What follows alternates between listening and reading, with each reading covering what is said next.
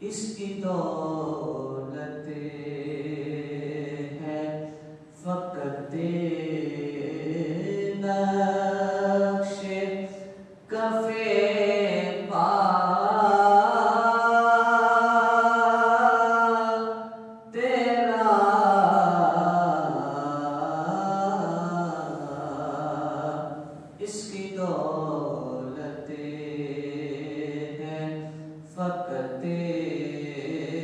نقش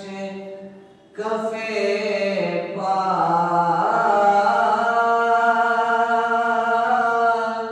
تیرا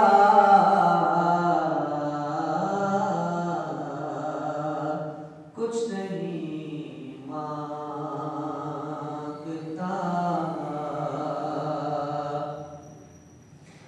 اور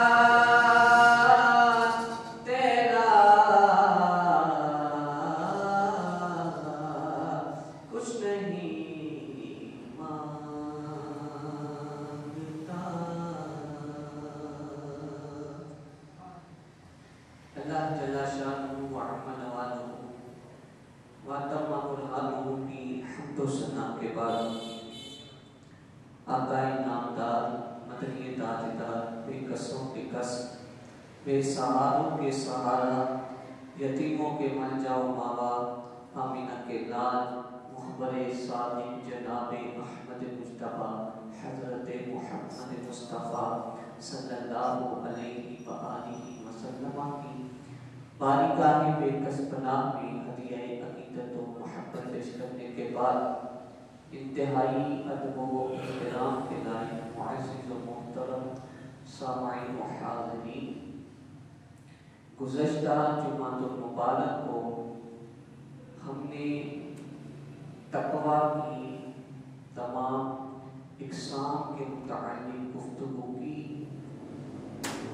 اور تقویٰ کی جو سب سے اعلیٰ قسم ہے کہ اگر انسان اس چیز پر قابو پا لے تو انسان تمام کی تمام برائیوں سے بچ جاتا ہے۔ کیونکہ آج ہم تقویٰ کی جس کیفیت کے متعلق بات کریں گے، جس قسم کے متعلق بات کریں گے، وہ تقویٰ اختیار کرنے کا مرکز ہے۔ آپ جانتے ہیں کہ جب بھی کوئی بات شائع کی جاتی ہے، کوئی رسالہ شائع کیا جاتا ہے، تو وہ مرکز سے بات جاری ہوتی ہے،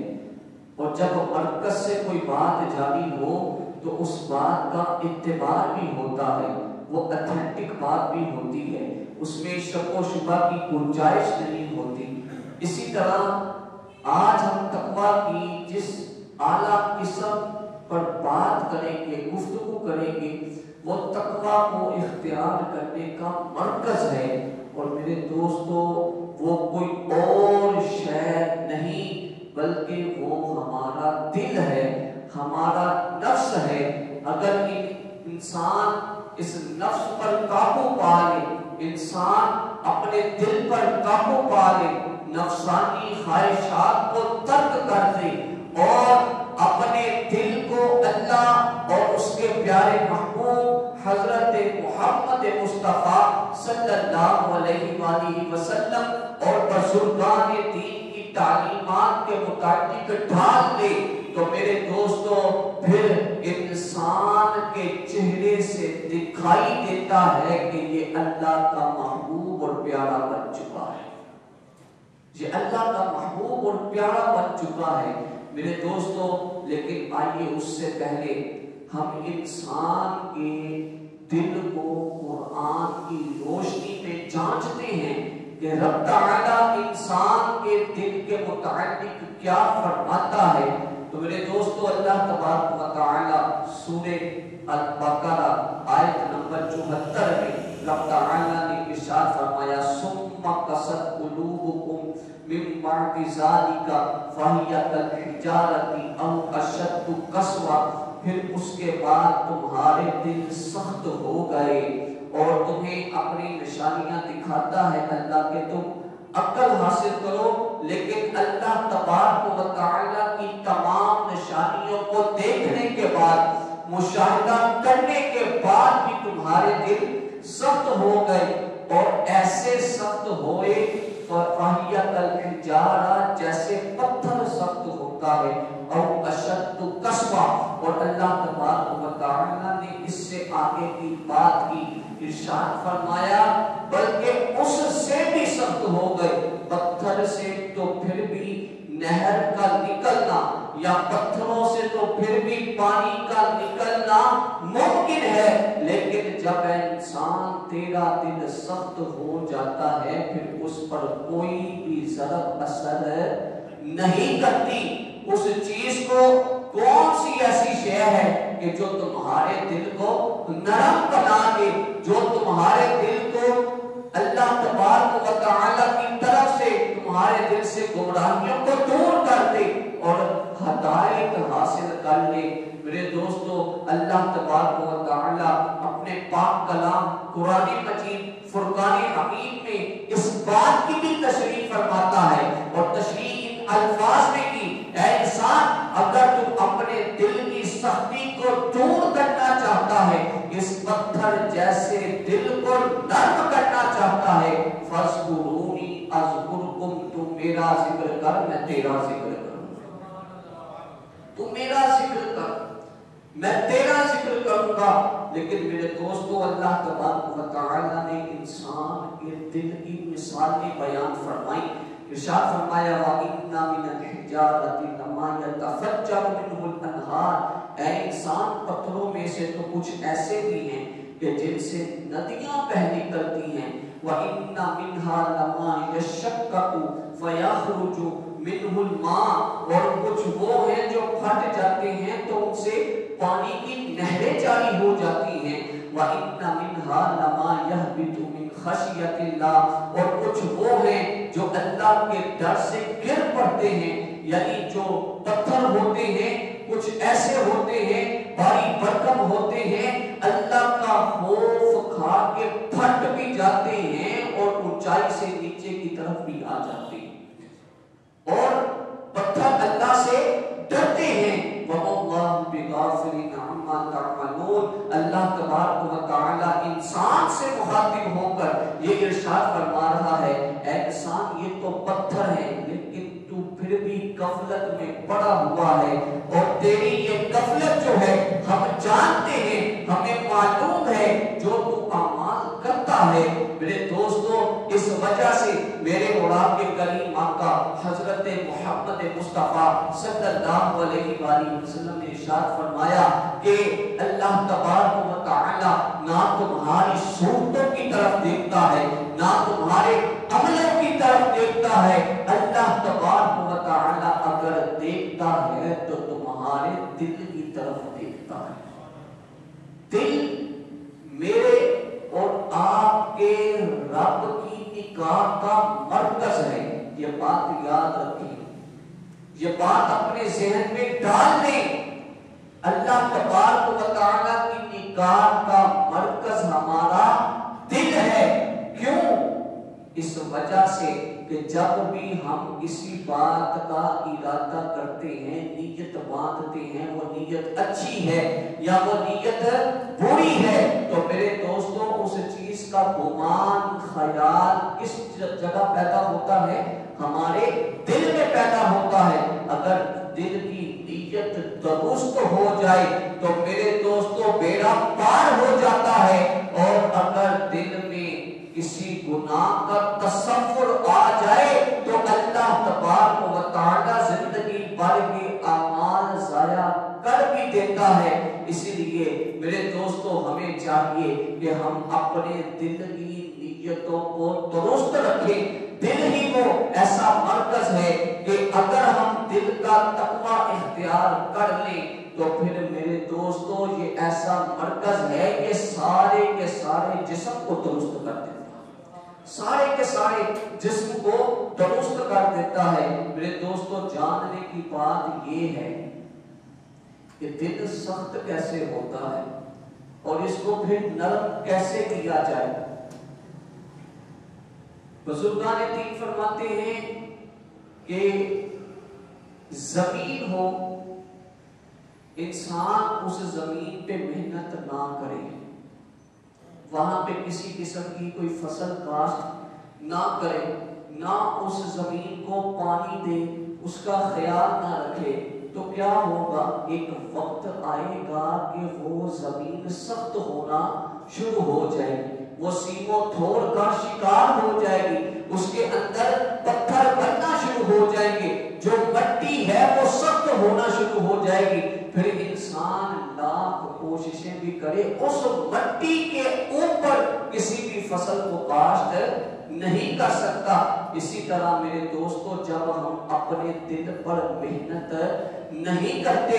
اس دل کو اللہ اور اس کے پیارے محبوب حضرت محمد مصطفیٰ صلی اللہ علیہ وآلہ وسلم کی یاد سے تازہ نہیں کرتے، اس کو وہ دانہ نہیں ڈالتے، اس کو وہ بیج نہیں ڈالتے، میرے دوستوں پھر ہوتا کیا ہے کہ یہ دل کی دنیا اور دل کی زمین سخت ہونا شروع ہو جاتی ہے۔ میرے اور آپ کے کریم آقا صلی اللہ علیہ وآلہ وسلم نے ارشاد فرمایا، اس حدیث مبارکہ کے راوی حضرت ابو ہریرہ رضی اللہ تعالیٰ عنہ ہیں، فرماتے ہیں کہ کریم آقا صلی اللہ علیہ وآلہ وسلم نے ارشاد فرمایا کہ انسان جب کوئی گناہ کرتا ہے تو اس کے دل پر ایک سیاہ رنگ کا نقطہ آ جاتا ہے، اور جب انسان گناہ کرتا جائے آہستہ آہستہ وہ دل کالا ہونا شروع ہو جاتا ہے، مطلب وہ نقطہ بڑھنا شروع ہو جاتا ہے، اور جب وہ پورے دل پر پھیل جاتا ہے پھر دل کی دنیا اور دل کی زمین سخت ہو جاتی ہے۔ اب وہ چیز سخت ہو چکی ہے، اب اس چیز کو دور کرنا ہے، اس زخم کو دور کرنا ہے۔ میرے دوستو، اس کالے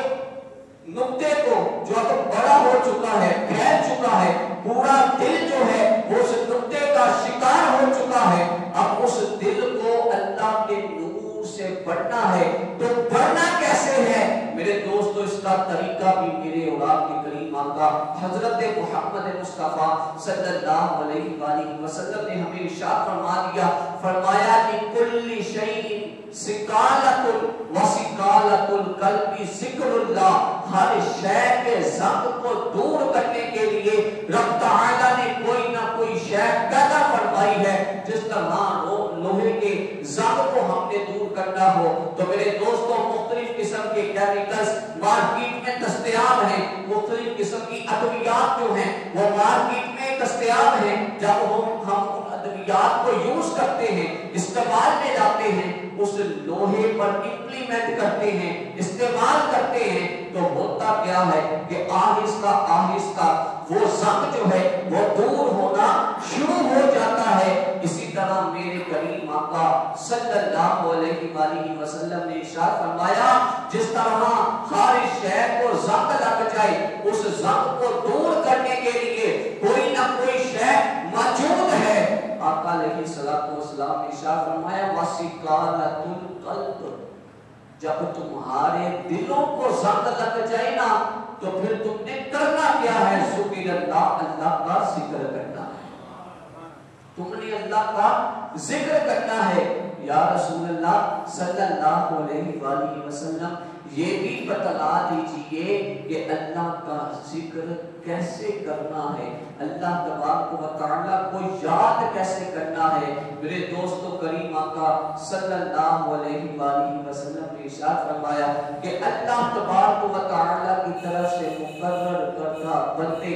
دن میں 5 مرتبہ انسان تجھے صدا لگاتے ہیں، حی علی الصلاۃ، آجا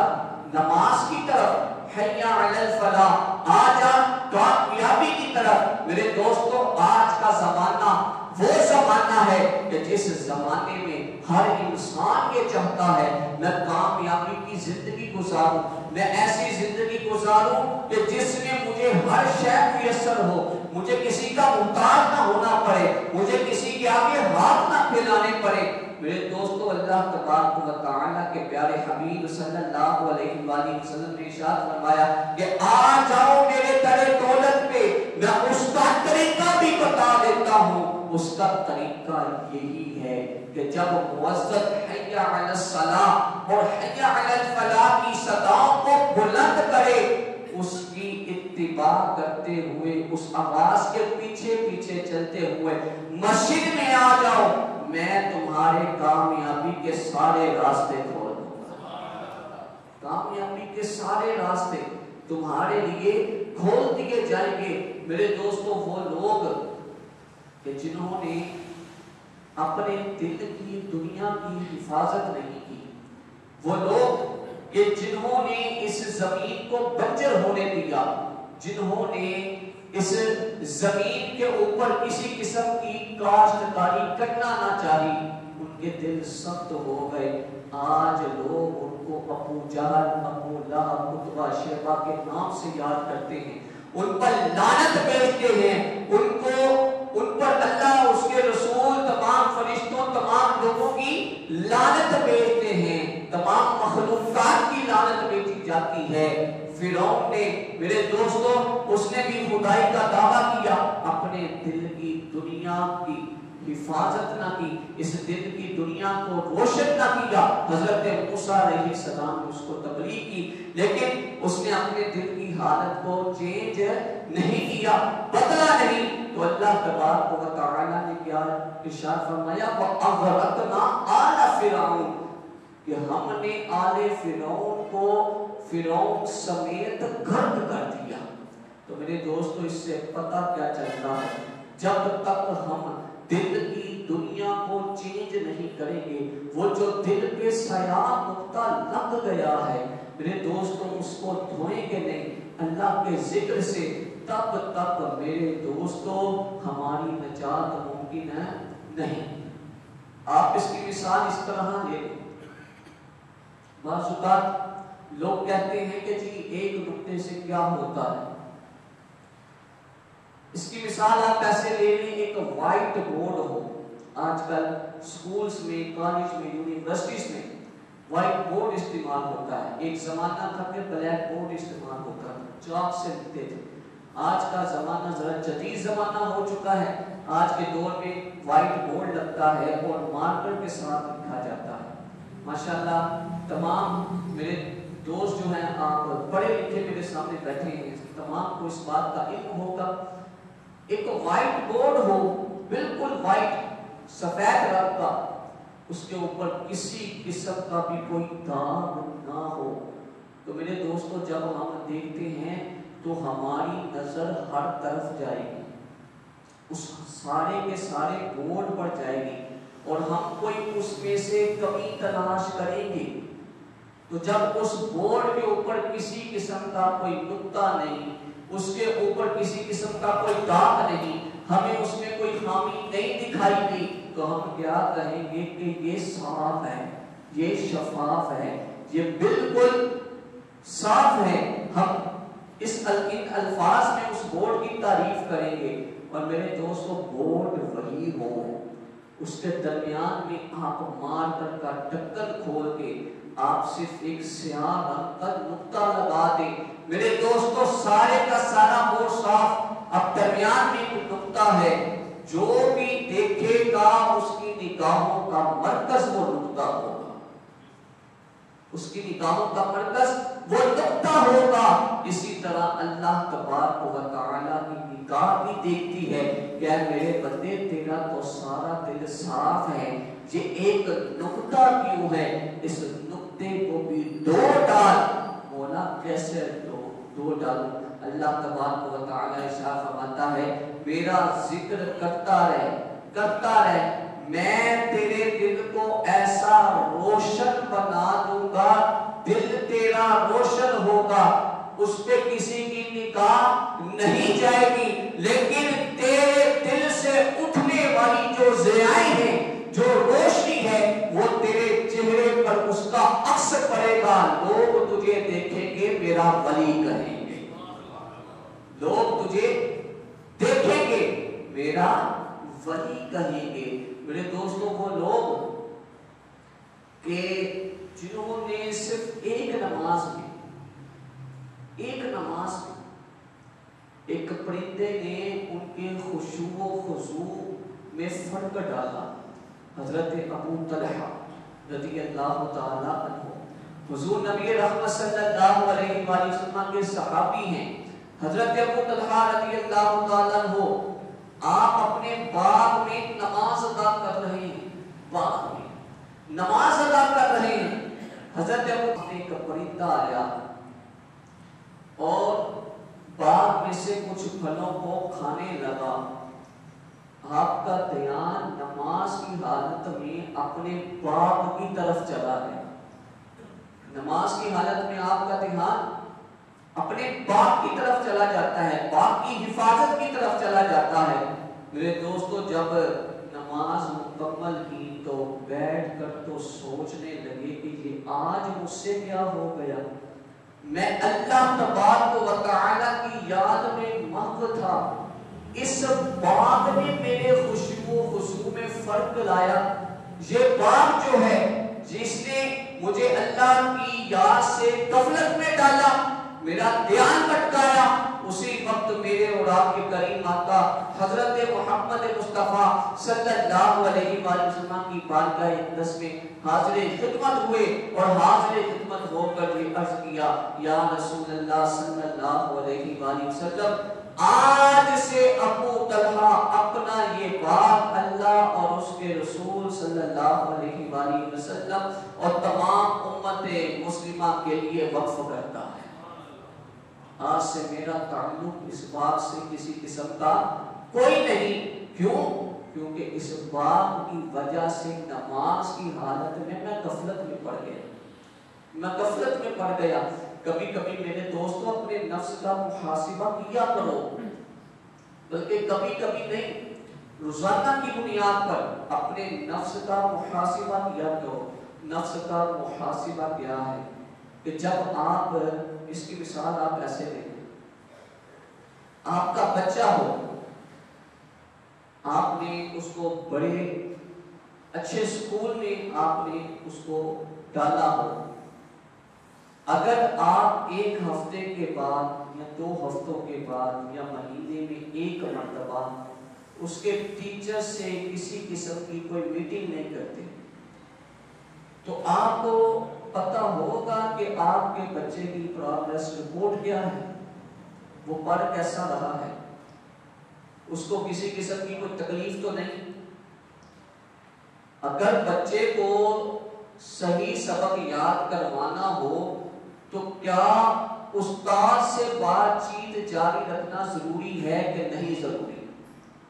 تو جواب سب کا یہی ہوگا کہ جب بچے کو راہ راست پر لے کر آنا ہو، بچے کی تربیت اچھی کرنی ہو، تو لازمی جز ہے کہ ایک استاد کا، پیرنٹس کا یعنی والدین کا اور بچے کا آپس میں تعلق مضبوط ہو، آپس میں تعلق بہترین ہو.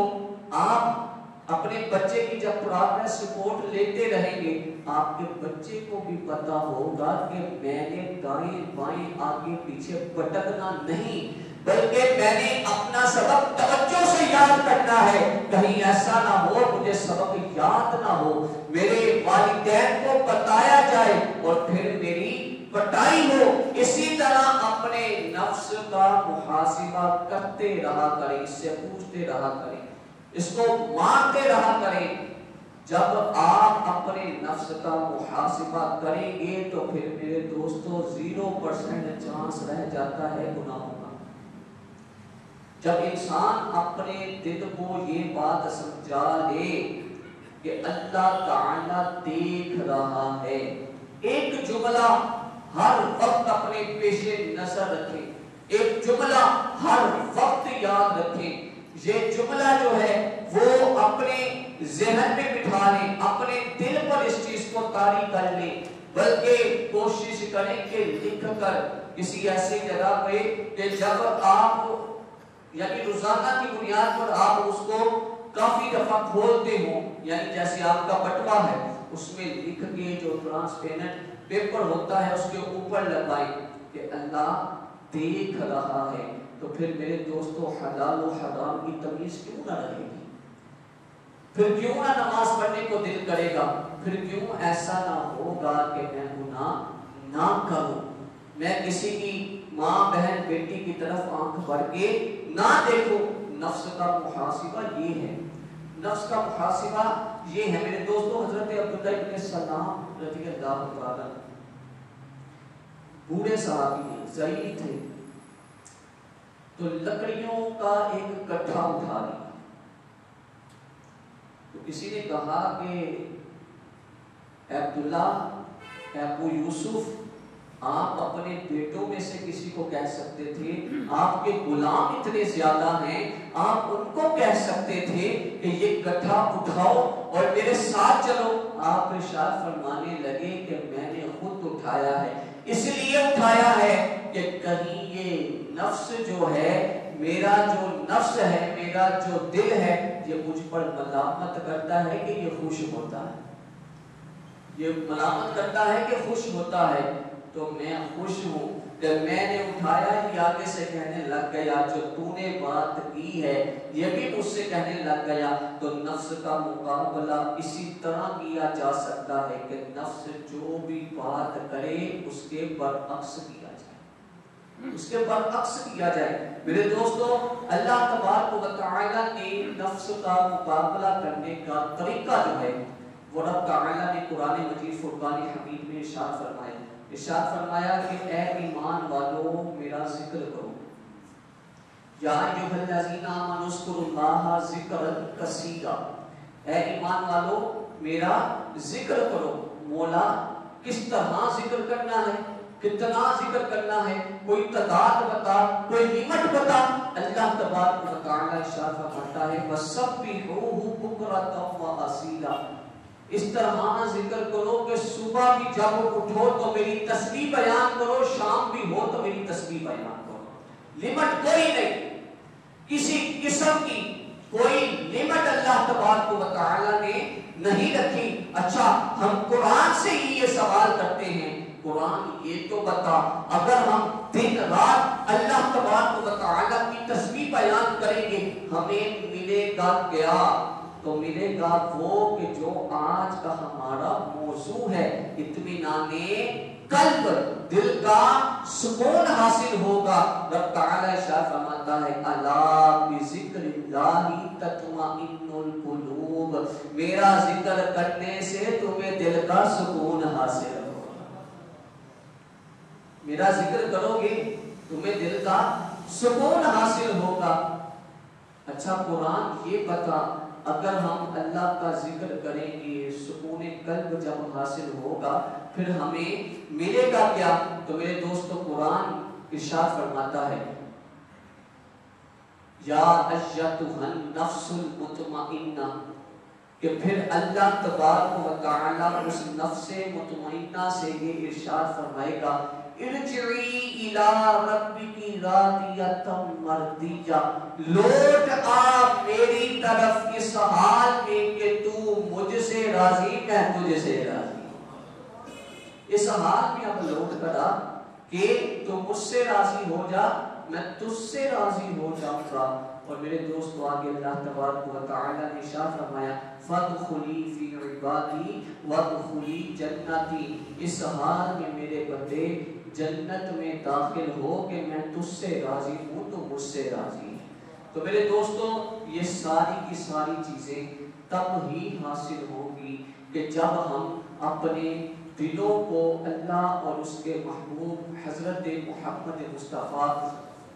صلی اللہ علیہ وآلہ وسلم کی یاد سے تازہ کریں گے۔ میرے دوستو اللہ تبارک و تعالی نے قرآن مجید فرقان حمید میں ارشاد فرمایا قل، اے محبوب صلی اللہ علیہ وآلہ وسلم فرما دیجئے ان کنتم تحبون اللہ، اگر تم سب اللہ سے محبت کا دعویٰ کرتے ہو فاتبعونی، تو میری اتباع کرو۔ جب ہم آقا علیہ السلام کی اتباع کریں گے تو آٹومیٹکلی میرے دوستو ہم اللہ کے ذکر میں آ جائیں گے۔ اسی لیے میرے دوستو لازم ہے کہ ہم کریم آقا صلی اللہ علیہ وآلہ وسلم کی مبارک سنتوں کو اپنائیں، پیاری پیاری سنتوں کو اپنائیں۔ کریم آقا صلی اللہ علیہ وآلہ وسلم اللہ تبارک و تعالی کی طرف سے جو پیغام لے کر آئے، جو تحفہ لے کر آئے، نماز اس کی حفاظت کرے۔ اللہ تبارک و تعالی کی طرف سے نبی رحمت صلی اللہ علیہ وآلہ وسلم جو عبادت کا طریقہ کار لے کر آئے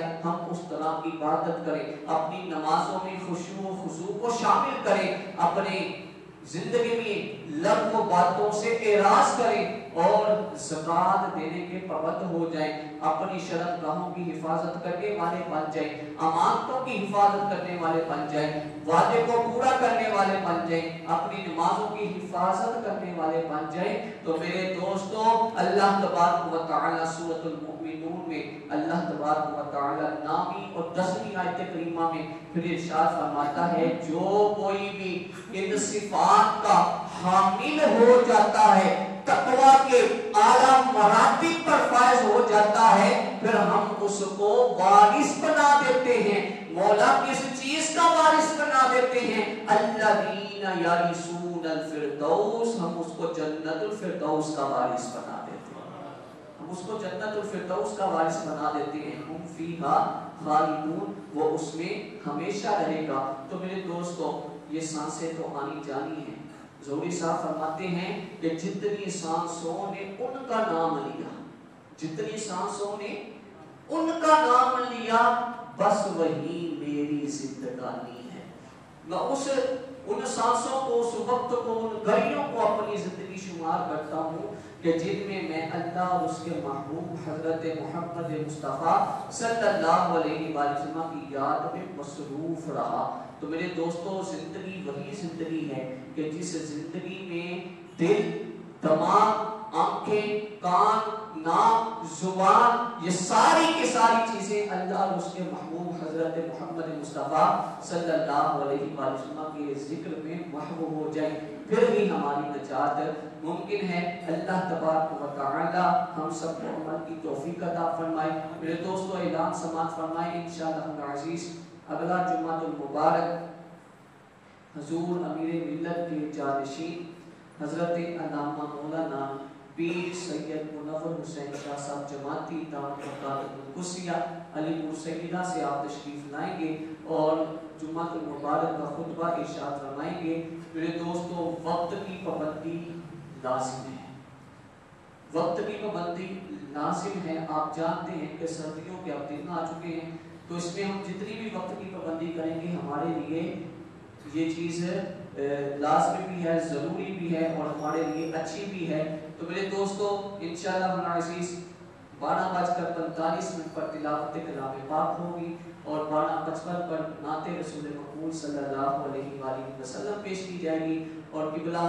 حضرت صاحب کا، پیر صاحب کا خطاب جو ہے وہ 1 بجے شروع کروا دیا جائے گا۔ تمام دوستوں سے گزارش ہے کہ خود بھی شرکت فرمائیں اور اپنے دوست احباب کو بھی شرکت کی خاص دعوت دیں۔ اللہ تبارک و تعالی ہمیں ایسی بزرگ ہستیوں کی زیارت کرنے کی توفیق عطا فرمائے۔ اور میرے دوستوں، 24واں سالانہ عرس مبارک 28 اکتوبر بروز ہفتہ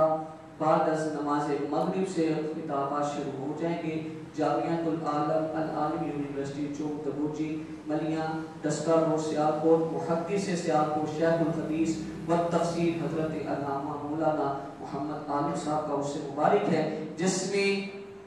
ملک پاکستان کی عظیم شخصیات خطابات فرمائیں گی، جن میں پیر زادہ محمد رضا ثاقب مصطفی صاحب بھی خطاب فرمائیں گے۔ تمام دوستوں سے گزارش ہے کہ ضرور شرکت فرمائیں۔